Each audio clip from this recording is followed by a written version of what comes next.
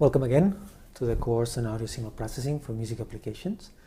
In the last two programming classes, we introduced Python and some basic tools of how to read and process sounds. In this class, I want to introduce the SMS tools, which are the Python tools that we have developed for this class, and the ones that we will really go through and try to understand quite deeply. SMS comes from spectral modeling synthesis, and that's a name that I gave to this type of tools a long time ago, and so it got stuck, and that's what I use. So these tools are available from GitHub, which is an online repository of software, which is a great tool and a great community of people. So a lot of the software initiatives, free software initiatives, are using this repository. So in this the SMS tools, you can go through that, and you will see several directories. In the lectures, you will see the slides of the theory lectures and the code that I use for all the plots from the slides, so that might be good for you. In the software, that's where I'm going to focus now, and then there is sounds, so where all the sounds that I use in class are stored, and then a workspace for you to work from, etc. So if we open the software directory, here you will see the main software for the course. So these are the models, the software models that we will be using. And in here you will have the DFT, the harmonic model, the STFT, etc. All the models that we will be talking quite a bit in class, and code to apply transformations to these models. And then the interfaces are the functions and the files that are used to call these models. So this is going to be the functions that we will be executing. Okay, and then if we go back here, there is this README file that describes basically how to install it. The first thing it tells is that, of course, we need Python 2.7, that we need to install all these packages we already did in lecture 1, and then that we need to compile the C functions. There is some C functions that we need to compile.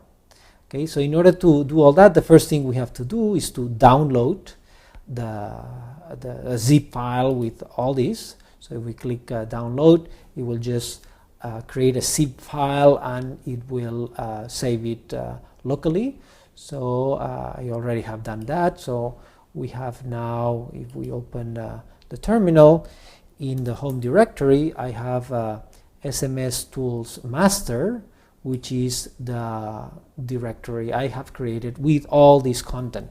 So if I go to the SMS tools master, I have the same content that I have here in GitHub. Okay, and if we continue following the README file, what it tells me is that I need to compile this, execute this command. So let me copy the command, and I have to go to the directory software models util functions _C. Okay, so I need to go to the software models util functions, and I have to execute this command. Okay, and I already did it, so it's already compiled. You should not have any problem with that. Okay, so basically we are ready. Now, I mean, if we don't want to go too much into coding, we can just execute the interfaces, as it says here, that we presented in another class, in a demo class. So we can execute the models GUI or the transformation GUI. But now what I want to do is to go into the models directory. And here is where the core models that we will be studying are included. So let's open one of them from a text editor. So we have the gedit, and then let's go into, for example, into the software, into the models, And let's, for example, go into the sine model. Okay, so sine model is one of the models that basically analyzes sound as if it was a sum of sinusoids. And in this code, we have at the beginning, of course, importing the packages that we need, and then it has a set of functions. So different functions that implement different aspects of this sinusoidal model. Okay, let's focus into one of them. For example, let's focus onto this sine model anal. This is the function that this from an input, which are all these are the input parameters, the main one being the input sound as an array, and the control parameters that we need to have to decide what analysis to perform. Okay, it performs a whole bunch of things. It iterates over the whole sound, and it returns three variables, which are basically the frequencies, the magnitudes, and the phases of all the sinusoids included in this sound. Okay, so these are big matrices that store all this information, and all this is explained in this introductory text, this comment, in which it tells us what it does, the input parameters, and the returning values. Okay, but to call this function, we use another file. So we go to the interface, models interface directory, and here we will find the sine model function, and this is the function that we actually call in order to perform the sinusoidal analysis. Okay, so this is a file that again it imports the set of packages, and then it has one single function which is called main, and then in order for being able to execute this file and not having to call the function, there is this command here that basically says that when we execute the file, it should execute the function main. So by default, when we just execute this file, it will run this function. And all the input parameters have default values. So it has input file as a default value, and it has all the other parameters as default values. Of course, we can go in here and modify all these values. And then within that, it performs all the steps for the sinusoidal analysis. It reads the sound file, okay, and then it gets an analysis window. It performs a short time Fourier transform.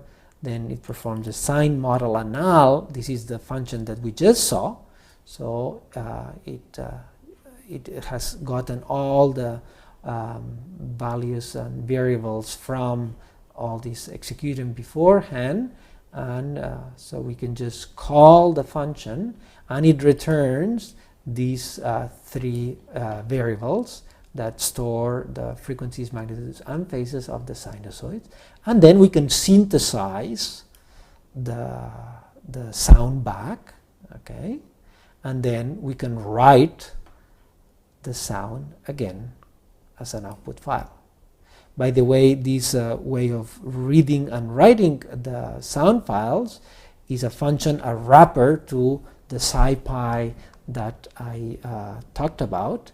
And in fact, if we go to these utility functions that are within the models, we can go to this function, the read and write sound file, the WAV read and the WAV write, and basically it just reads the input sound as we had done in the previous class, but what it does now is it normalizes, it converts to a floating point number, and it normalizes to a value from 1 to -1, which is kind of the convention to deal with sounds as floating point numbers going from -1 to 1.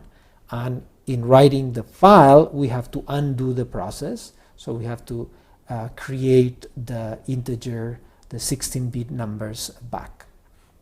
Okay, so that's an overview of basically what this file does, and we can execute it. So we can go to the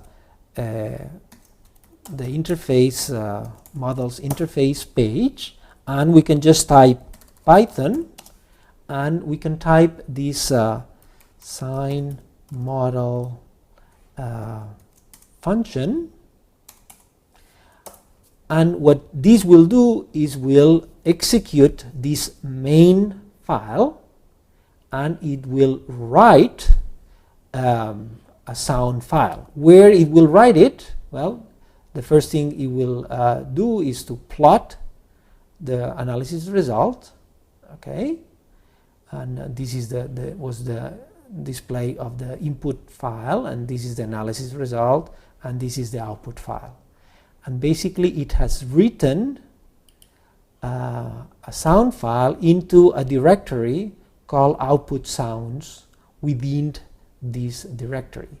So if we look here, we type ls, there is a directory called output sounds that has, if we type ls output sounds, it has this bendir underscore sign model, which is the resulting file. Okay, so to play that, we just type play, and we just put output sounds, and we just bendir. Okay, so this is the synthesized sound that we have generated from this analysis synthesis. Okay. Of course, this can be done within IPython. So if we type IPython and we are within the interactive mode, we also can execute this file by typing run, and we just type run sign model and the function, and it will do the same thing. It will execute that function, and then it will display the result, and it will save the sound file. Okay. The advantage of running it within IPython is that if there is an error or we can really want to explore the intermediate steps of the function, we can do it. We can run a debugger, etc., etc. So that's going to be quite useful for us. Okay, and that's basically all I wanted to mention.